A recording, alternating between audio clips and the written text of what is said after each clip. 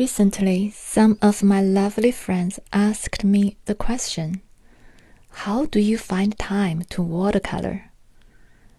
My friends tell me that they love watercolor, but they have such a long to-do list, and life is busy, and it's really hard to find time to sit down and paint watercolor. My friends know that I have a busy farm life. So how do I still have time to watercolor? Well, if you have the same question, then I actually have an answer, and I have a story to tell you.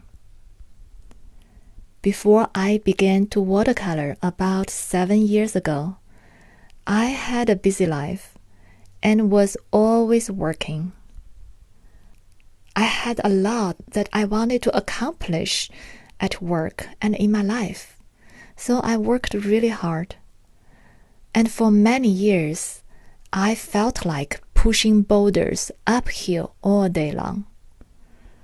And until one day, I realized that I was utterly exhausted, and I couldn't continue living like that anymore.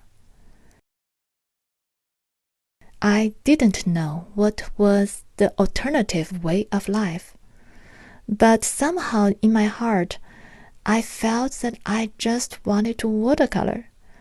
Even though I wasn't good at it, I just wanted to watercolor, to doodle, to play with it.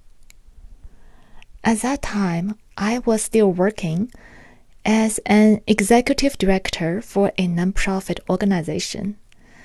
And every day I had a to-do list. I thought that I would finish my to-do list and then do watercolor.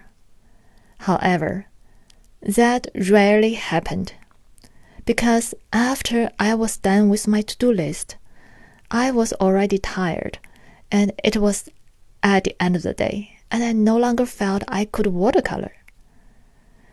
I got really frustrated and even grumpy about the situation, because I felt that I completed everything others wanted from me, but I didn't get to do what I really wanted to do, for me, for myself.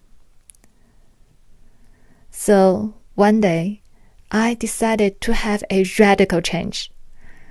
Instead of putting watercolor after my to-do list at the end of the day, I decided that I wanted to do it at the beginning of the day, and I will just do 10 minutes of watercolor.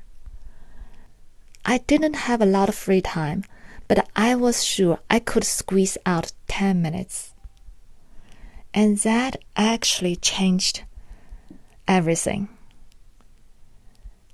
I had a very simple setup for watercolor. I left out everything on the corner of the table, never put them away, so they were always out there for me and ready to go. In my 10 minutes of watercolor, I didn't try to paint anything serious, but I just played with water and color to indulge myself, to please myself, starting with my favorite colors, and then splash them onto my paper and just play like a free-range chicken, do whatever I want. And I had a blast just being with that. Because watercolor as a medium is magical on her own. So if I got a little more time, I could paint maybe something small, again that soothes my heart. So that's how I started with watercolor, just 10 minutes a day at the beginning of the day. And after doing that, I noticed that I was in a much better mood, feeling more content and satisfied, and I was able to move on with my day, with my to-do list, and the day went on so much happier for me. Like a small starting point of a spiral, when I started to honor what my heart truly longs for, even in a very small way, healing and restoration started to happen. Slowly, I started to have a new way of life.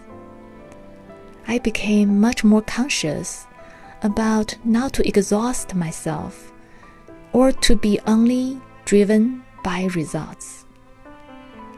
I was much better at creating a space for myself to rest, relax, and play, and open and receive the unknown wonder of life.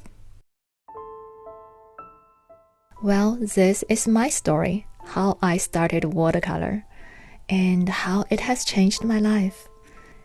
And I hope this story may give you some sparkles and help you get on with watercolor more and often.